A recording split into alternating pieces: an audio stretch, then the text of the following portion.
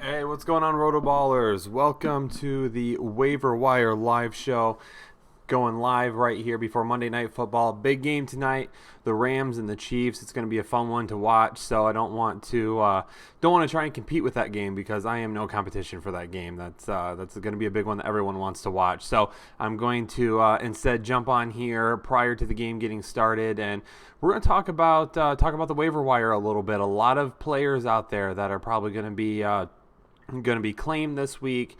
Use some fab money on it. Playoffs are approaching. Need to get ready to roll and get into the playoffs and be successful. So we have a lot of good targets that we need to take a look at this week. Thanks for joining me. Appreciate it. I'm Kyle Richardson, Senior Fantasy Analyst for RotoBaller.com.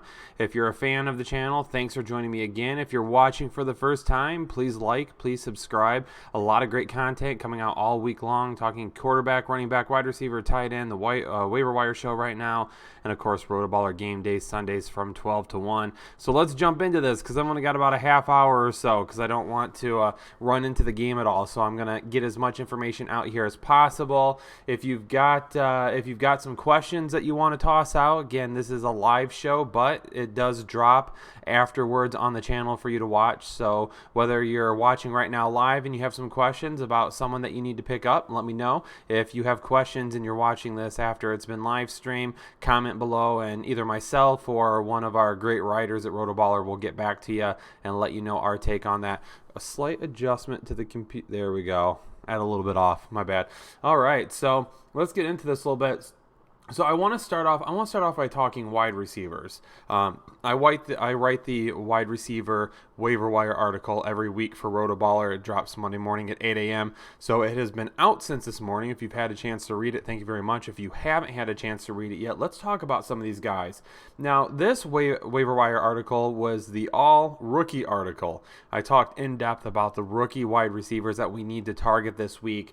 And the first ones that I brought up, really the big names, Anthony Miller, Tre'Quan Smith, and DJ Moore. Those were the guys that I said, look, these are the guys that we want to try and get our hands on right away. Let's talk about Anthony Miller a little bit here real quick first. So I was expecting a tough matchup. So we talked about this on the show all week long. I was expecting a tough matchup for Anthony Miller. Didn't think it was going to be great, but the good news is he turned in at least one touchdown. So if you were forced to start him, hopefully he was able to help you out with that touchdown a little bit and get you some points and get you a win. The good news with Anthony Miller, is he has much, much better matchups coming, especially this Thursday afternoon against the Lions in Detroit, a team that he just burned for over 150 yards. So this is a guy that you definitely want to put your flag in, not only now, but the rest of the year too, because he's a guy that has a favorable schedule the rest of the way. He's healthy. He's ready to roll.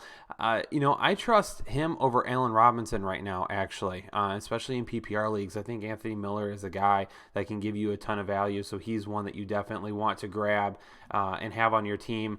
He's still under 50% owned too, so that's kind of our cutoff there, as we don't want anyone over 50%. He's at 42% owned right now, so he could still be grabbed in a majority of fantasy football leagues.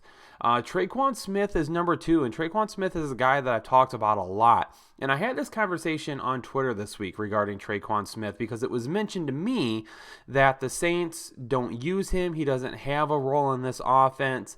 He's not a guy that we're interested in. And the same response that I have for you right now is the same response that I had on Twitter a few days ago. I'm not buying Smith for him to be a safe bet, because he isn't. He's going to be a roller coaster. I'm buying Smith for the ceiling. And the ceiling that he has is what we saw last night. 157 yards on 10 receptions, and he was targeted 13 times. That led all of the Saints.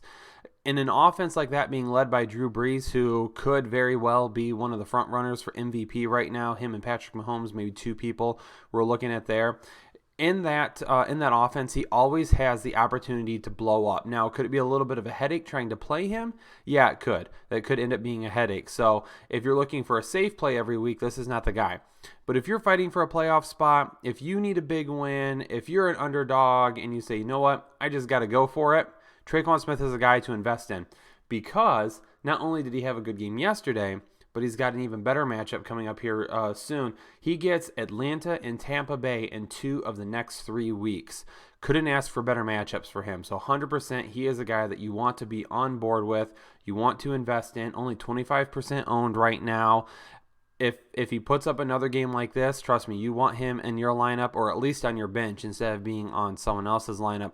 And you know what? If you're in a redraft league and you're already out of it, grab Smith, and if he blows up and has a good game, maybe you knock someone out of the playoffs. That's always a good consolation prize when you are not headed for the playoffs yourself. DJ Moore is next up, only 39% owned right now. A fabulous week for this guy.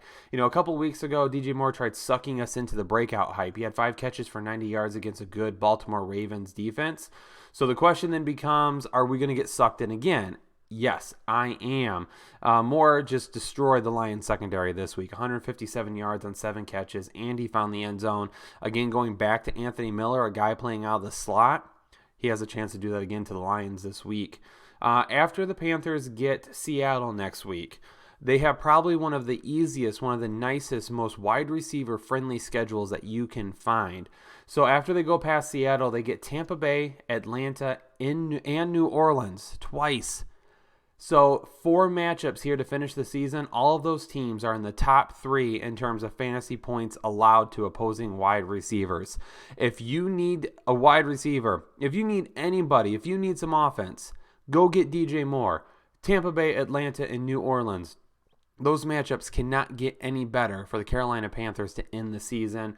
I'm going DJ Moore 100%. Hopefully he can have some more weeks like we just saw, and he returns some excellent value. He helps push you into the playoffs. And one thing I said too in the article was, fool me once, shame on you. Fool me twice, shame on me. Well, it's going to be shame on me because I'm going to invest the second time, and if it doesn't work out, I think it's too good of an investment to just blow past because of prior performances. So kind of that next tier now, the tier kind of below that, guys that I want to invest in, they're in the running for those top spots. Kiki Cutie is back up there. So he comes out 5 catches for 77 yards. He's only 30% owned right now. If you had any doubt about what was going to happen with QT with Demaryius Thomas, that was kind of put to rest because Demaryius Thomas had 1 target, not 1 reception, 1 target the entire game. When you have Demaryius Thomas and DeAndre Hopkins on the outside, they're going to pull defenses away from the middle of the field. It's going to allow Kiki QT to get out in the middle. He's a guy that could be a PPR monster the rest of the season. If you are to make a deep run into the playoffs, so if you're a playoff team and you think you have a team that could win it all, he gets to face the Jets and the Eagles here in the next few weeks. Both are in the top 10 of most points given up to opposing wide receivers. So he is a guy that really can end up being not just a nice PPR play, but a really good PPR play. So he's a guy that could give you a really nice floor with a lot of upside with it as well. If I had to own either him or Demaryius Thomas the rest of the season, I would personally go with Kiki QT. My only worry is just this hamstring issue that he continues to have. He seems to be all right now, but again, if something were to happen to him and he goes down with another injury, you don't want to burn too much fab or a top waiver priority on a guy. That's why I have him a little bit below those top options, is because I'm still just a little bit worried about that injury history. I want to invest in one of the other guys who I might not have to worry as much about it. Let me see here. So if you have any questions, about potential waiver wire claims, drop those in the chat. Comment below if you're watching after this is done. Please like the video. Okay, hit that like button. Let's shoot this up the ranks. Let's get some people in here watching before Monday Night Football, before it kicks off. Going back over here, Christian Kirk. So he's the next guy, a guy that I have mentioned before as well. Someone in Arizona needs to become the wide receiver 1. It's a wildly inconsistent offense so far. Larry Fitzgerald has been a decent appointment for the most part. He did have 2 touchdowns this past weekend, but it was Christian Kirk that had really the overall volume type of day. 3 catches, 77 yards, and a touchdown. He had a really nice, I believe it was a screen that he scored on, or it was a catch and run that he scored on, 50-plus yards. So he had a really nice reception there. So bulk of the day was on that one play. But again, so Kirk right now leads the Cardinals in yards, and he's sitting a close second in targets, receptions, and touchdowns. So he is a guy that for sure seems to be trending up at this point. And the Cardinals will have a favorable schedule to finish the season, including matchups against the Packers and the Falcons. So 2 other teams that he could get by for several points. a streaming option. He's not really a must start. So like DJ Moore, if you get a hold of him, he's kind of a must start for me the rest of the season. Atlanta, Tampa Bay, scrolling back down here. He gets Tampa Bay, Atlanta, and New Orleans, So Seattle, maybe not a must-start against them, but Tampa Bay, Atlanta, New Orleans twice. Those are teams that I'm starting DJ Moore against 100%. So he's kind of one of those plug-and-play guys. If you get him, you're putting him in right away. Anthony Miller at this point has become, I wouldn't say matchup-proof, but unless he has a really bad matchup, he's a guy that I would also have in my lineup. Tre'Quan Smith, you have to play that one by ear. If you have a little bit more of a consistent option, maybe you go that route. But again, Tre'Quan Smith is going to have that ceiling. And then again, when we get down to like Christian Kirk, he's more of a play that you're going to have on a week where maybe you have an injury. Buys are getting ready to finish up, so that's not really going to be too much of a concern moving forward. But he's a guy that if you have an injury or if you need to get someone in there, if you need to stream him a week because someone has a bad matchup, he's the guy that you could roll with. And the last person, a dark horse wide receiver that I want to talk about here real quick, Trey Quinn. I love this guy. This is a guy that I wrote about all the way back when I went to the Combine. He was the guy that I talked about a couple of different times in my articles after the Combine because I really liked his skill set. I really liked that he could become a Julian Edelman-esque slot receiver. And when he landed with Washington, I said it was probably going to be tough for him to get that value this year because of Jamison Crowder, because I really liked Jamison Crowder this year. That has absolutely gone nowhere. But now that Jamison Crowder is hurt, Trey Quinn is healthy, he's off the IR. He's a guy that I really like the rest of the season. Trey Quinn is probably a guy that you can actually get by without using a waiver priority on this week. He probably will slip through unless you're in a really deep league. If you're in a really deep league, then at that point you're probably going to want to use a waiver priority on him. But keep an eye on him. Quinn could have the opportunity to break out. He led all Redskins receivers this past weekend with 4 receptions for 49 yards. And even though he doesn't have a high ceiling, there's going to be no ceiling with him. It's going to be an extremely low ceiling. He's going to have a pretty decent floor in PPR leagues. The reason I did add him is because of the injury to Alex Smith. Colt McCoy doesn't have a huge arm. He's not a guy that's going to go down the field a whole lot. This is going to be a guy that's going to use Jordan Reed.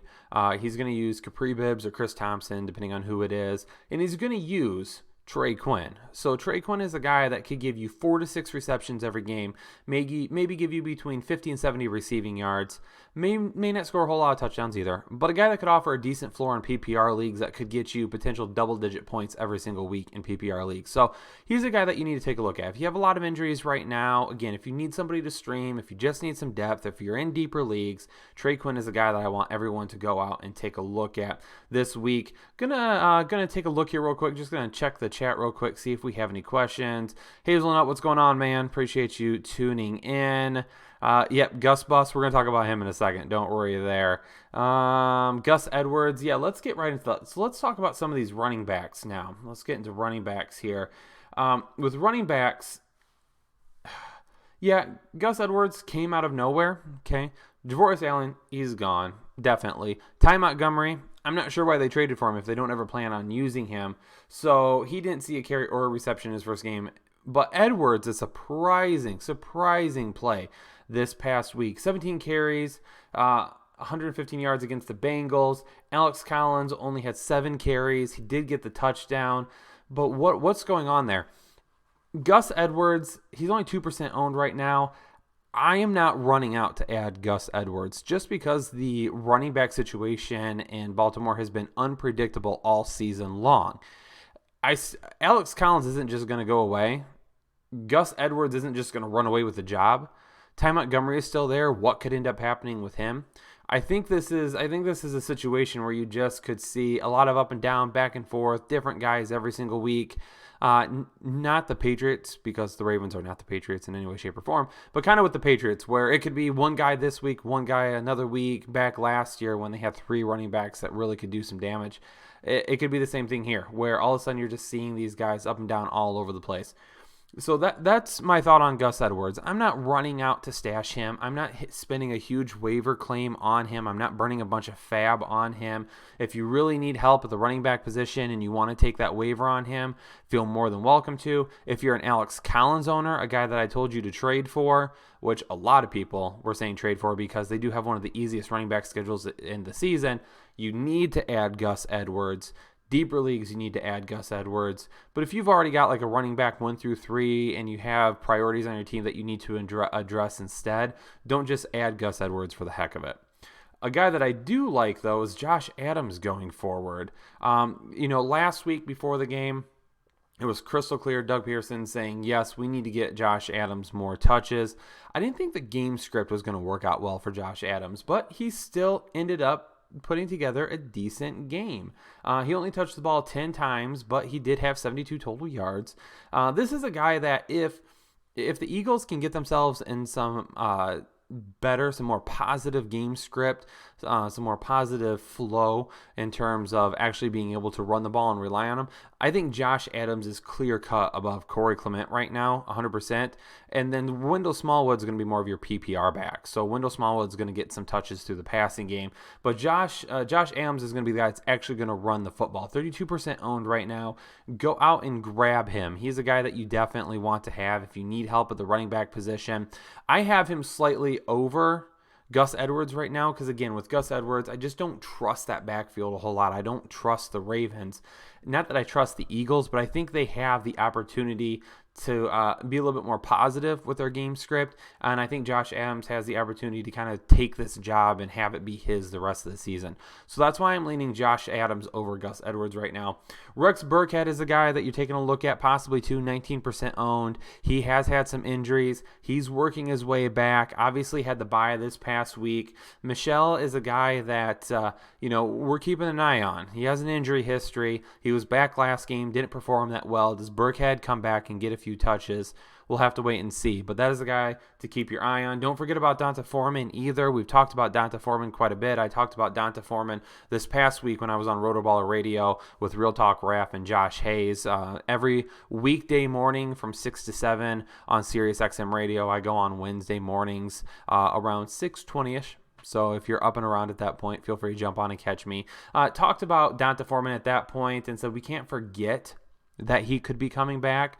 If you have really deep benches and you could stash him, I would do that. Again, the injury he's coming back from is not great, but he doesn't have to be great. He just has to be better than Lamar Miller, and that's not super difficult these days. Lamar Miller, decent game this past week, but I'm not fully buying into him. So those are a lot of the running backs I'm keeping my eye on. Willie Cheney says Kerryon Johnson is not playing on Thursday. C-Man, yeah, 100%. It sounds like he's done next week for sure. The turnaround time, luckily it's just a knee sprain. He doesn't have ACL or anything like that. So keeping an eye on him. If you own him, don't drop him or anything like that. It sounds like he'll be back at some point this season.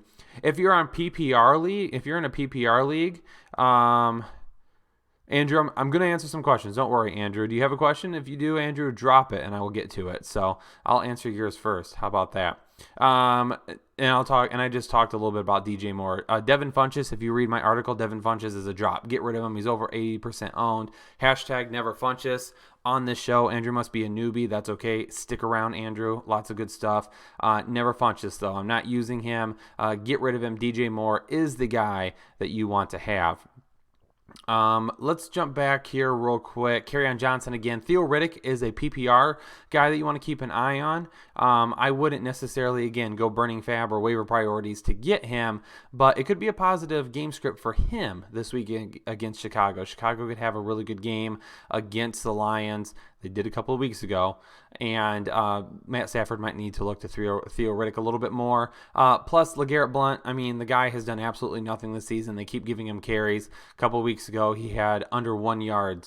He averaged under 1 yard per carry in his game. So Theo Riddick is a guy that I would want to invest in, especially in the passing game. If you're in a PPR league, he could be a solid player for you this week. Need upside. No, I'm not repeating that, man. I can't do that on air. Let's jump back here real quick and let's talk some quarterbacks, just a few quarterbacks. Getting a lot of questions about Lamar Jackson, only 18% owned. Obviously did great in the running game this week, over 100 yards rushing, but that's not something he's going to be able to keep up. They cannot run him that many times in a game and expect him to stay healthy.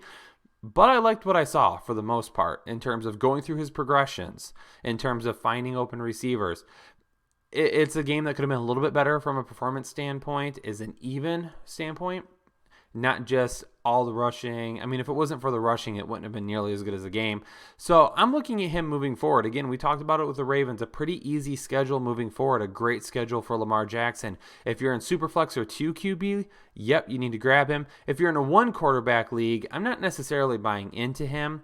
And this is a conversation I've had with a lot of people over the last few days. Don't go trading for a quarterback. Okay, work your waiver wire. If you had like Ryan Fitzpatrick or Jameis Winston and that's not working out, if you had Matthew Stafford and that's not working out, if you had Alex Smith, he's down with an injury now. If it's one of those situations, then you could spend a waiver priority on Lamar Jackson. He's only 18% owned. Baker Mayfield at 40% owned. He continues to climb, coming off the bye from this past week.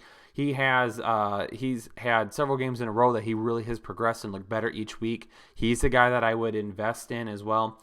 Eli Manning is a little bit more up and down for me. I think I would rather have Baker Mayfield for sure over Eli Manning, and then Lamar Jackson. That's going to depend on the matchup that he has coming up. But Lamar Jackson, I probably would play him over Eli Manning through the rest of the season, especially if he performs the way he did this past week. Jameis Winston, staying away from him. I'm not going to go grab him at all. And then obviously Colt McCoy with the Alex Smith injury.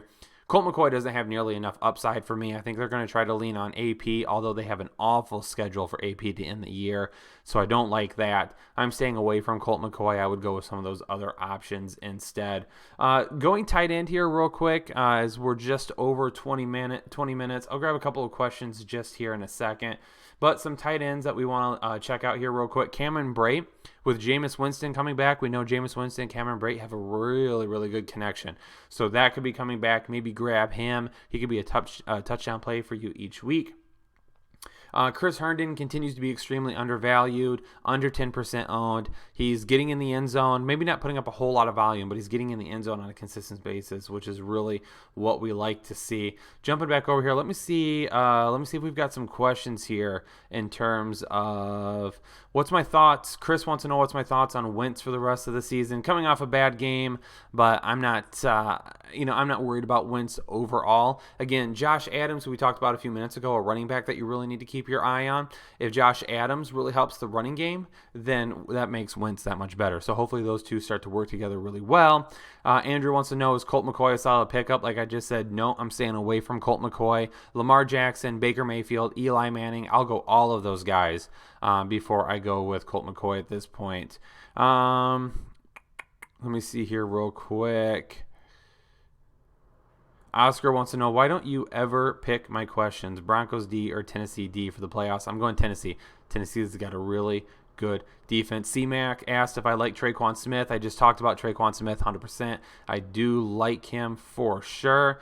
Better streamer the rest of the year, Winston, Dak, Lamar, or Mullen. I'm still going to go Dak at this point. I know it was an underwhelming performance this past week, but he still has the easiest schedule of all of them, so I'm going to go Dak for sure. So a lot of what I talked about, again, just to kind of recap here real quick, some of the names that I brought up, scrolling back through here. Wide receivers was the biggest one. A lot of wide receivers I like this week. Anthony Miller, Traquan Smith, DJ Moore, Kiki Cutie, Christian Kirk, and Trey Quinn. My top waiver priorities, kind of how I would lay them out. DJ Moore has to be number 1 for me overall, and then Anthony Miller number 2. Probably going with Josh Adams number 3, Traquan Smith after that, Kiki QT after that, And then I'm going to go with Gus Edwards, Christian Kirk, and then Trey Quinn. Those are my top ads, the guys that I'm keeping an eye on, that if I had priorities that I would put them in that order. And that's just the main guys that we're looking at running into this Week 12 slate. So that's going to basically wrap up the show at this point. Didn't have a ton of questions in terms of actually who we would want to be picking up. A lot of rest of the season questions, but this is a waiver wire show, so I'm kind of sticking to these waiver wire things. So if you have questions after tonight's game and you want to throw them in the comments below, please, more than welcome to. We will get to those and kind of give you our thoughts on waiver priorities heading into this week. I think this is a really important week for owners. A lot of really good names out there. You have to make smart decisions. You have to grab the right guys. Make sure you do that this week. Again, I think this is one of the most important waiver wire weeks that we've had so far, or in a while, because I really 100% believe that some of these guys are going to contribute a lot down the stretch. And some of these guys have been owned and then dropped as well. Anthony wants to know, should you drop Howard and snag Ingram? Yes, I will take Ingram over Howard. If you're in a more shallow league and Ingram is available, get rid of Howard. Take Ingram for sure, 100%. So that's going to wrap up the waiver wire show here on the Roto Revolution. So thanks for tuning in. Make sure that if you are a fan of the channel, that you like the video. If you're new to the channel, like the video and subscribe. Again, we're closing in on that 9,000 subscriber mark, somewhere that we wanted to get before Thanksgiving. It's going to be close. We're less than 200 away right now. We're almost 100 at this point. So please subscribe to the channel if you haven't done so yet. Tomorrow, we're going to be dropping running back and wide receiver shows. On Wednesday, we'll be dropping quarterback and tight end shows. And then again, as always, on Sunday from 12 to 1, RotoBaller Game Day Live with myself and Jake. Make sure you follow me on Twitter at krich1532. I can get to all of your questions on there a little bit easier than I can here on YouTube. So make sure that you follow me on Twitter if you've got the time to do that. Interact with me, DM me, shoot me your questions, and I'll answer them. Have a great Monday night. Hopefully this game is all it's made up to be. Enjoy watching it, and we will check you on the channel later this week. Thanks, everyone.